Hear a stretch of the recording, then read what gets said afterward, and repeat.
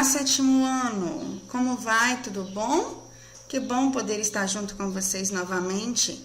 Nós estamos aqui agora para iniciarmos a correção da nossa última semana do PET 3, semana 4, volume 3 do PET. Aos que chegaram até aqui, estão em dias com suas atividades, meus parabéns.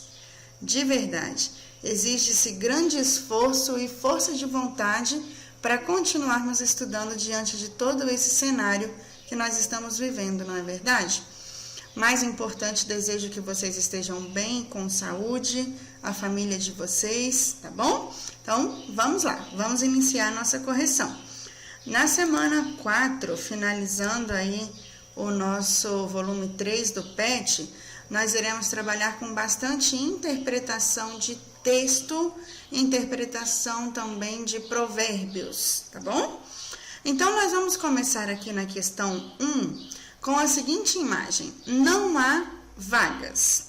Essa é a imagem, logo embaixo nós temos um texto de Ferreira Goulart e esse texto tem o mesmo título, Não há vagas.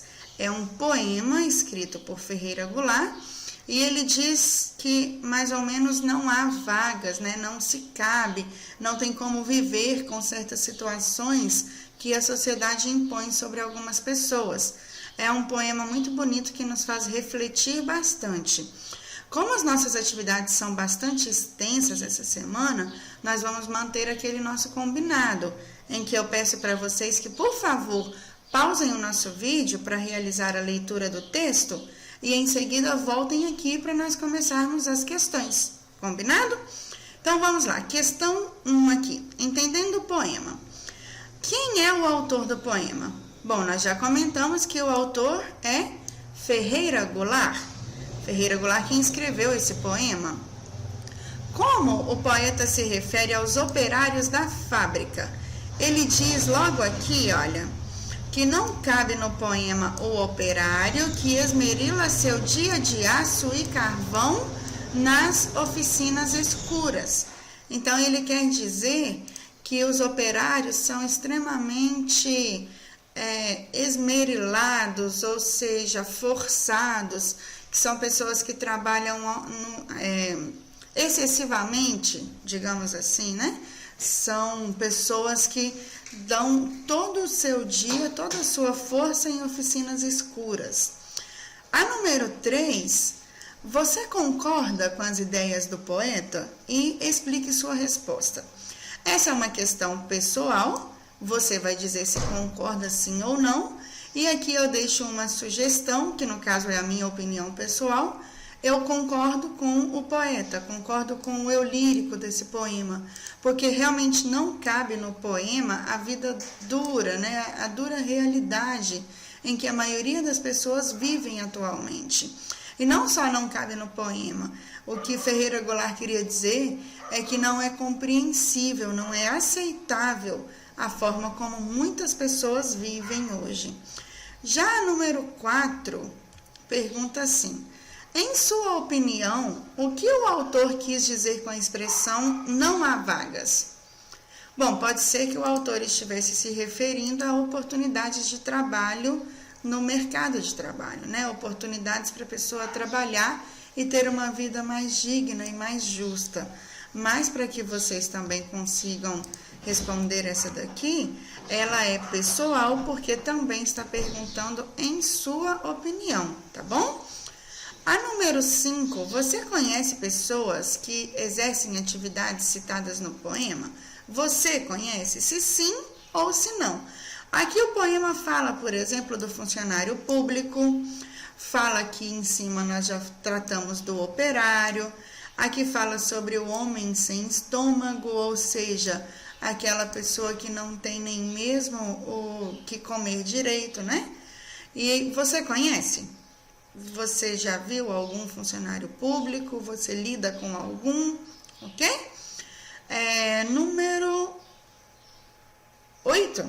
Bom, parece que o Pet errou, da número 5 pulou para número 8, mas vamos lá. O poema de Ferreira Goulart tem um tom de polêmica. A quem se dirige a voz que fala no poema? Justifique sua resposta com elementos do texto. Bom, a voz que fala no poema, que também é conhecida como... Lembram? Já falamos disso bastante no PET 1, inclusive. Eu lírico. A voz que fala no poema, ou seja, o eu lírico, aparentemente se dirige a uma plateia, como se percebe pelo vocativo senhores da terceira e da última estrofes. Quando ele vai falando no poema, ele vai contando o seu poema, em alguns momentos ele fala assim, ó, senhores. Então, indica que ele está chamando outras pessoas. Então, ele estaria aí falando aparentemente com uma plateia, com mais de uma pessoa, tá bom? Que tipo de linguagem o autor imita com o tom eloquente do poema? Bom, pode ser que ele esteja imitando a linguagem dos discursos de protestos políticos. Pode ser. É aí uma sugestão, talvez nós não temos certeza quanto a isso, mas uma especulação de que ele poderia estar imitando um discurso de protesto. Agora, a próxima questão, nós temos um texto sobre o Amapá, Museu do Sacacá ganhará ossada de baleia jubarte. No Amapá tem um museu que se chama Sacacá. Esse museu vai ganhar uma ossada da baleia jubarte. Olha só, hein? E aí esse texto, conforme o outro, por favor, leiam aí para que a gente consiga realizar a atividade. Aponte a finalidade do texto acima. O que esse texto quer fazer? Ele quer noticiar um fato, ok? Inclusive, ele foi publicado na Rádio Agência Nacional da EBC. Então, está noticiando um fato de que aquele Museu do Sacacá ganhará uma ossada da baleia jubarte. Número 2 pede para nós grifarmos nessa frase, nesse período, aliás, abaixo, a expressão que indica um fato futuro. Ainda não aconteceu, ainda acontecerá. Qual que é? O Museu do Sacacá, em Macapá, no Amapá, vai ganhar uma nova peça de exposição, a ossada de uma baleia jubarte. Cadê? Onde é que fala de tempo aqui? Onde é que indica o futuro? Aqui, ó, vai ganhar. Ok? Número 3, no segmento, a ossada do animal, tá grifado animal, ó, está enterrada em uma área da instituição. A parte destacada foi empregada para a ossada do animal. Que animal? Então, essa partezinha aqui, o grifo, serve para retomar a ideia de que já foi falado que é a baleia jubarte. Na frase, para que houvesse o processo, o verbo houvesse tem sentido de fazer, de existir ou de acontecer. O que é que o verbo houvesse quer nos mostrar? De que vai acontecer um processo, para que acontecesse o processo, ok? Bom dia, boneca. Helena acordou, meninos. Fala bom dia para eles. Bom dia. Tá bom, mamãe já vai, tá? Na pergunta 5, segundo o texto, o trabalho é minucioso para que não haja nenhum dano ao esqueleto. Essa palavrinha aqui, ó, o minucioso, nós poderíamos dizer que ela está fazendo papel de quê? O trabalho é feito de que forma para que não haja dano ao esqueleto da baleia? Bom, meninos, pessoalmente, eu acho que aqui cabem duas respostas. Porque minucioso pode dar para a gente a ideia de algo detalhista. Se você abrir o dicionário e procurar minucioso, você vai ver lá que é algo que se atém aos detalhes. Mas também é cauteloso. O trabalho deve ser cauteloso para que não tenha nenhum dano ao esqueleto. Já fiscalizado não se encaixa, né? Não tem a ver com minucioso. Então, na questão 5, você poderia marcar de acordo com o dicionário detalhista, de acordo com o contexto do que nós estamos lendo, cauteloso. Então, as duas respostas estão corretas. Já aqui, na número 6, em primeiro, são desenterrados os ossos menores. O termo grifado, que é aqui, ó, primeiro, ele indica o quê? Bom, ele dá pra gente uma noção de tempo. Porque primeiro desenterra os ossos menores para depois desenterrar os ossos maiores. Então, a palavrinha primeiro, ela é classificada como numeral ordinal e ela pode nos traduzir a ideia de advérbio de ordem, que se remete aí ao tempo. Primeiro um, em seguida o outro. Primeiro os ossos menores, em seguida os ossos maiores. Combinado? Eu vou pausar o vídeo para eu atender o pedido da Helena de café da manhã e volto em segundinhos para nós continuarmos, ok? Voltei e vamos lá continuando. Releia este fragmento do texto. O Instituto também busca recursos para montar o esqueleto, pois, segundo os arqueólogos, apenas uma pessoa em todo o país tem esse conhecimento. Então, nesse fragmento acima, o vocábulo, que é o pois, aqui que está sublinhado, ele dá a ideia de quê? Bom, ele explica um fato anterior. A frase diz que o Instituto busca recursos para montar o esqueleto porque, ou seja, está explicando esse fato, só tem uma pessoa no país inteiro que saberia fazer o trabalho.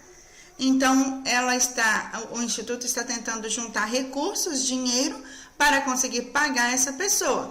Então, pois, nesse momento, está explicando um fato anterior, ok? 8. Na passagem, se tudo der certo, a inauguração da exposição será no primeiro semestre do ano que vem.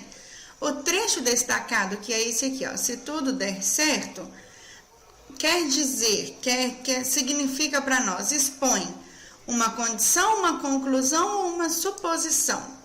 Bom, é uma condição, porque a inauguração só vai acontecer no primeiro semestre do ano seguinte se tudo der certo. Então, o se aqui já nos mostra que é uma condição. É a mesma coisa quando alguém diz assim pra gente, ó, você só vai viajar nas férias se tirar boas notas na escola. Não é uma condição? A viagem está condicionada às boas notas da escola. Então, se tudo der certo, é uma condição, tá bom? Próximo, agora nós vamos começar a observar alguns provérbios, alguns ditos populares. Vocês já devem ter ouvido alguns deles. Nós temos algumas imagens e nós vamos explicar o que significa o provérbio de cada imagem, combinado? Na imagem 1 diz assim, quem ri por último, toda vez essa mensagem vem, né? Oxi. Quem ri por último é surdo ou retardado. De médico e de louco, todos temos um pouco. Jacaré que fica parado vira bolsa. O que os olhos não veem, o coração não sente. Então, vamos explicá-los? Vamos. Bom, o primeiro dá a entender que a pessoa não escutou ou não entendeu a piada. Quem ri por último é surdo ou retardado.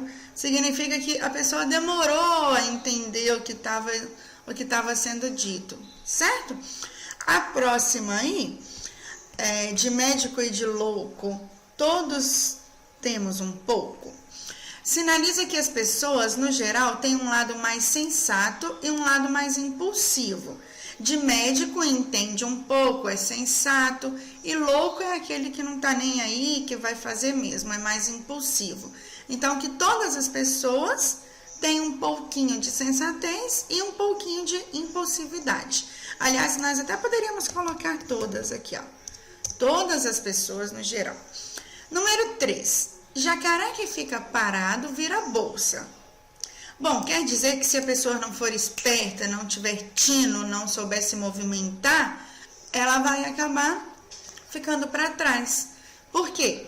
Porque os jacarés viram bolsas, eles são caçados quando eles estão dormindo. Imagem 4, o que os olhos não veem, o coração não sente. Aquilo que desconhecemos não nos faz sofrer. Se nós não vermos, nós não vamos sentir no coração. Ok? E, continuando, agora nós temos alguns outros provérbios aqui, sem imagem, só o texto, que nós vamos ter de explicar. Eu peço desculpa por estar um pouco abarrotado aqui, é porque o espaço do pet era pouco, mas eu estou dando o máximo de zoom possível para vocês conseguirem ler com um pouquinho de facilidade, tá? As respostas são as vermelhinhas, como vocês já estão acostumados, tá bom? Então, vamos lá. Macaco não olha para o rabo. O que quer dizer? Que o próprio macaco não vê o rabo dele. Bom, interpretando esse ditado, seria algo como: é mais fácil nós vermos o defeito dos outros do que os nossos próprios defeitos. Cachorro que muito anda, apanha pau ou rabugem.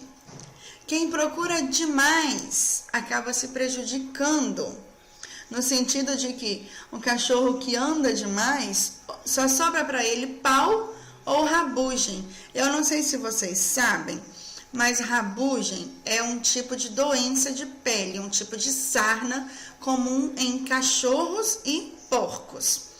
Então, o ditado quer dizer que quem anda demais, quem procura demais, quem não fica satisfeito com o que tem, está sempre insatisfeito, andando muito sem eira nem beira, por assim dizer, pode acabar se prejudicando em alguns sentidos, tá bom?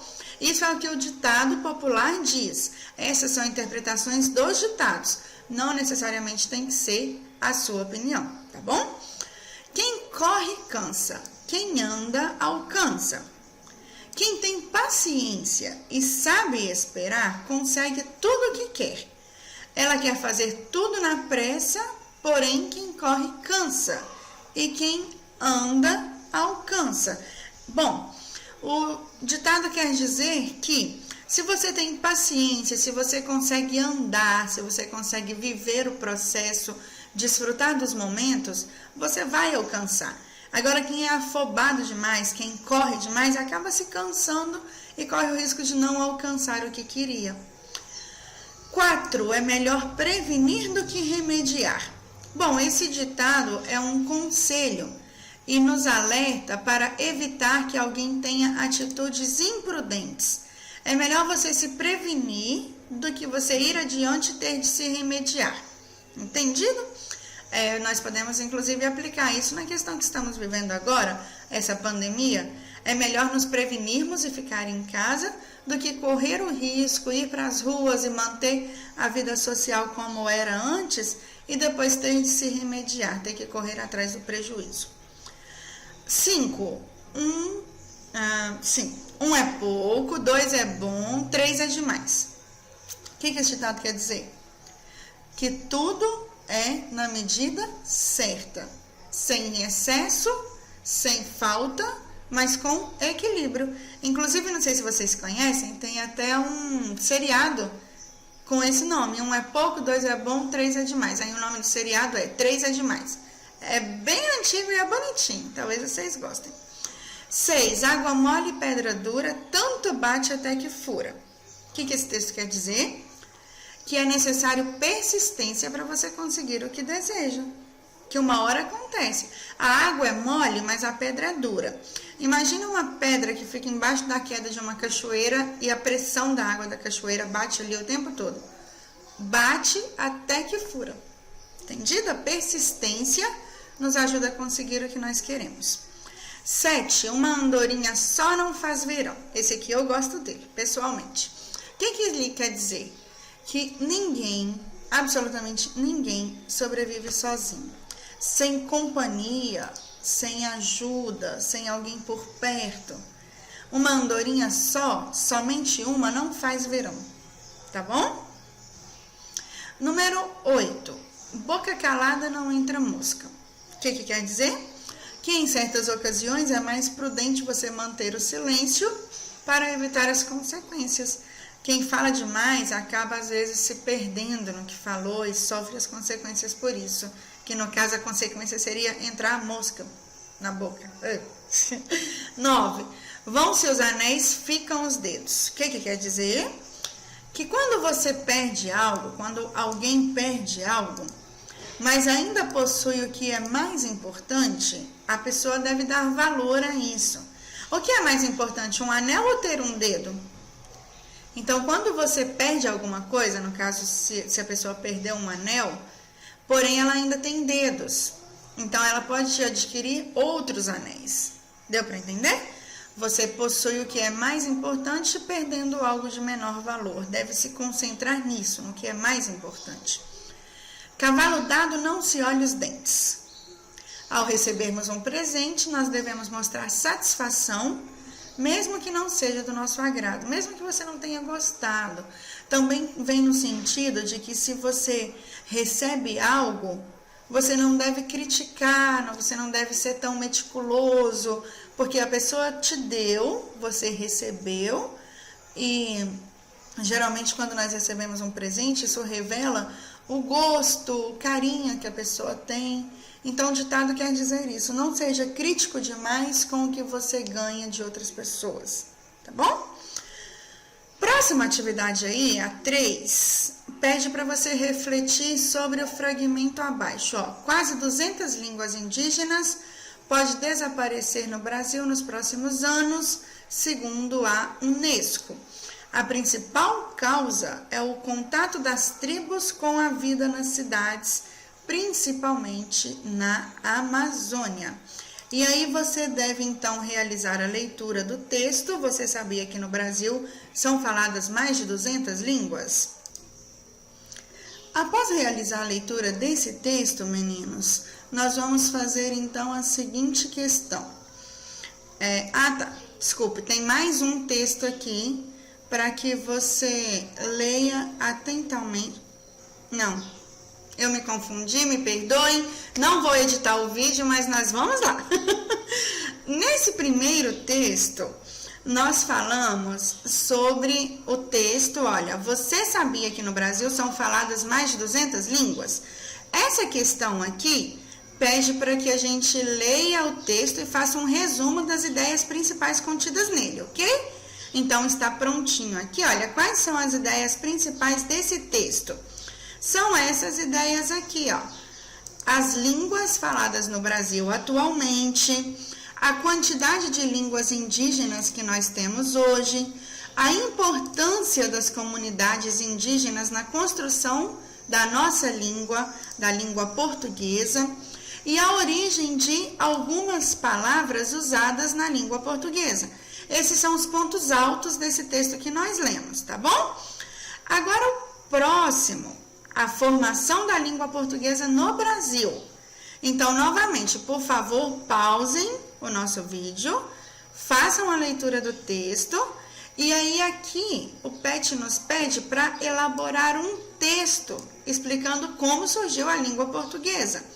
Bom, meninos, dado a complexidade das atividades e a extensão delas, eu vou pedir para que vocês pessoalmente façam, por favor, um pequeno parágrafo explicando as ideias usadas nesse texto aí de cima, as ideias contidas nele. Como é que a nossa língua portuguesa chegou aqui no Brasil, tá bom? Então, podem fazer um pequeno parágrafo, algo que nas suas próprias palavras te mostre qual foi a origem da nossa língua, de onde ela veio, como é que ela chegou ao ponto que nós vivenciamos hoje. Então, nada de fazer um texto muito grande, pode ser algo bem sucinto, bem pequeno, desde que você tenha entendido o assunto em pauta. Ok? Combinado? Meninos, se ficarem em dúvida, por favor, comuniquem comigo através do chat do Conexão Escola, do nosso grupo do WhatsApp. Pode me chamar no privado se for preciso. Pode comentar aqui nos comentários do vídeo para quem estiver assistindo no YouTube. O importante é que você não fique com dúvida, que você entenda o assunto e que você realize as atividades propostas. Combinado? No mais, um grande abraço para todos vocês. Fiquem com Deus, se cuidem. Até a próxima aula.